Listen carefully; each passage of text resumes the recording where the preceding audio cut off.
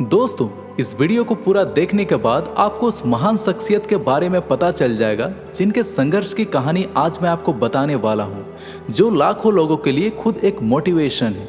दुनिया के सबसे अमीर शख्सियतों में से एक बिल गेट्स का एक बहुत ही फेमस कोट्स है, अगर आप गरीबी में जन्म लिए हो तो इसमें आपकी कोई गलती नहीं है, लेकिन यदि आप गरीबी में ही मरते हो तो इसके जिम्मेदार सिर्फ और सिर्फ आप होंगे, क्योंकि हम खुद अपनी हालातों को सुधारने और बिगाड़ने के लिए जिम्मेवार होते हैं। दुनिया में ऐसे बहुत से सक्सेसफुल लोगों की कहानियां सुनने को मिल जाएगा, जिन्होंने अपने बुरे हालातों में भी संघर्ष करके सफलता की सीढ़ियों को पाया, लेकिन मौत को मात देकर आसमान की ऊंचाई को छूने की हिम्मत सिर्फ वही रखते हैं जिनके अंदर जुनून होता है, जिद होता है कुछ कर गुजरने को। दुनिया में शायद ही ऐसा कोई इंसान होगा जिसे मौत से डर नहीं लगता है, लेकिन कुछ लोग ऐसे भी हैं जिन्होंने ना सिर्फ मौत को हराया बल्कि अपने सपनों को पूरा करके ऐसा रिकॉर्ड बना दिया जिसे कभी तोड़ पाना नामुमकिन सा है। और आज की ये वीडियो में भी ऐसे ही इंसान की बात करने वाला हूँ जिसने यमराज को चुनौती देकर मौत को हराया है और ऐसा मुकाम हासिल किया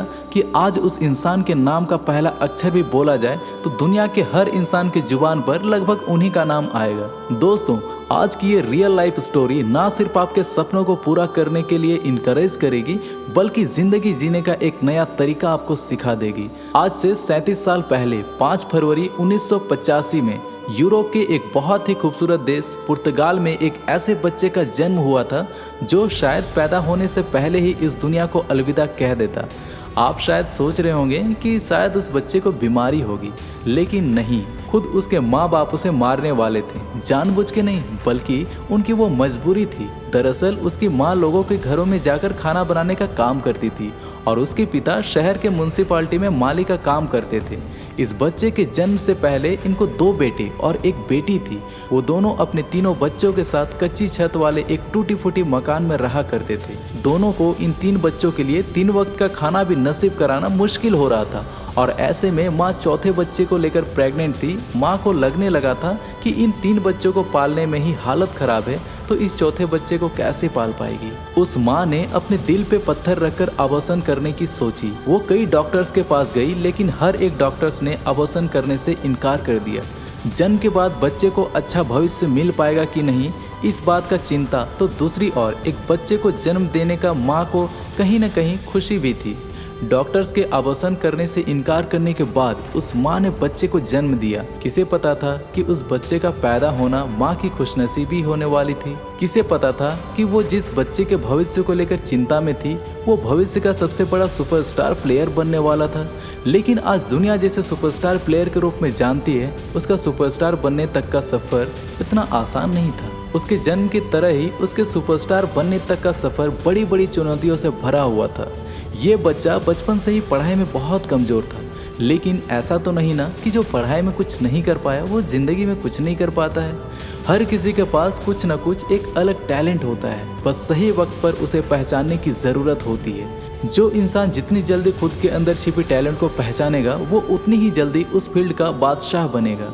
तो हमारे हीरो का टैलेंट फुटबॉल खेलना था। शायद उसने बहुत कम उम्र में ही फुटबॉल खेलने की कला को पहचान लिया था। टैलेंट का मतलब है जिस चीज़ में आपको सबसे ज़्यादा नॉलेज है और जिस चीज़ में आपका सबसे ज़्यादा इंटरेस्ट है, अगर उस चीज़ को जी जान से प्रैक्टिस की जाए तो वही आपका टैलेंट बन जाता है। ठीक वैसा ही उसके साथ था। उसे फुटबॉल खेलने में किसी भी दूसरी चीज़ से ज़्यादा इंटरेस्ट था। उसे नहीं पता था कि यही इंटरेस्ट उसे आगे सुपरस्टार प्लेयर बनने के लिए उसकी राह देख रहा है। उसने अपने इंटरेस्ट पर कभी किसी दूसरी चीज़ को हावी नहीं होने दिया। नतीजन मात्र 7 साल की उम्र में ही उसे फुटबॉल क्लब में खेलने का मौका मिल गया। उसकी जबरदस्त स्किल को देखते हुए मात्र 11 साल की उम्र में ही पुर्तगाल के सबसे बड़े फुटबॉल क्लब में उसे शामिल कर लिया गया। फुटबॉल के इस जुनून की वजह से उसके परिवार को छोड़कर जाना पड़ा। वो अपने परिवार से इतना ज़्यादा डीपली जुड़ा हुआ था कि जाते वक्त वो खूब रोया, पर उसे पता था कि परिवार को दुख की घड़ियों से बाहर निकालना है तो घर से बाहर जाना ही पड़ेगा।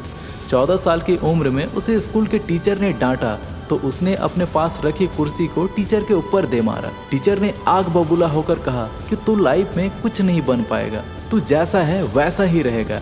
इस बात को उस बंदे ने दिल पे ले लिया और वो पहले से भी ज़्यादा प्रैक्टिस करने लगा, अपनी स्किल्स को और ज़्यादा इम्प्रूव करने में जुट गया।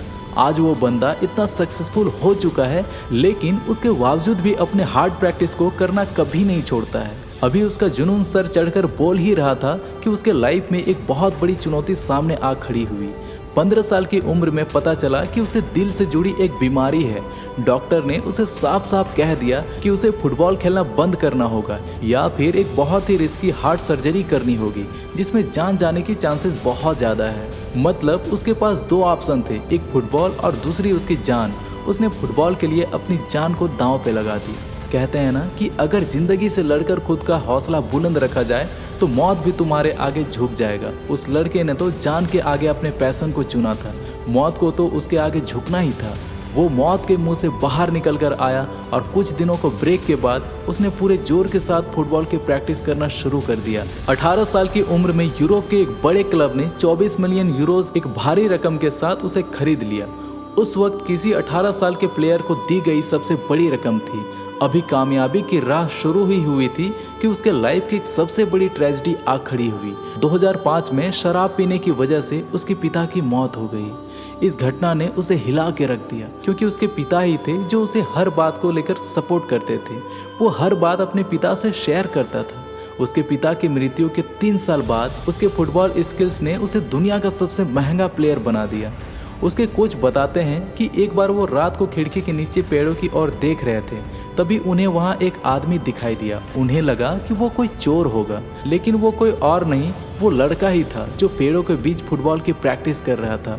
दोस्तों, इतनी सक्सेस हासिल करने के बावजूद आज भी ये खिलाड़ी रोज फुटबॉल की प्रैक्टिस करता है, रोज जिम में एक्सरसाइज करता है और इसी हार्डवर्क और डेडिकेशन के बदौलत उसने फुटबॉल में ऐसे ऐसे रिकॉर्ड बनाए कि कोई भी प्लेयर इस रिकॉर्ड के आसपास पहुंचने का बस सपना ही देख सकता है। इस बंदे ने फुटबॉल के दुनिया का सबसे बड़ा अवार्ड बैलन डोर भी जीता है, वो भी 1-2 बार नहीं बल्कि 5 बार। अब तो आप लोग पहचान ही गए होंगे, ये है दुनिया का सबसे बड़े फुटबॉलर, ये है रिकॉर्ड ब्रेकर, ये है CR7 क्रिस्टियानो रोनाल्डो की कहानी। मौत की मुंह से सफलता को चूमने तक की प्रेरणादायक जीवन गाथा। दोस्तों, अंत में बस यही कहना चाहूंगा कि ये सिर्फ रोनाल्डो की कहानी नहीं है, ये वो लाइफ स्टोरी है जिससे सीखकर हमें भी अपने लाइफ को एक बायोग्राफी बनाना है। तो दोस्तों, आज के लिए इतना ही। यदि वीडियो अच्छी लगी हो तो वीडियो को एक लाइक कर दें। तब तक के लिए जय हिंद, वंदे मातरम।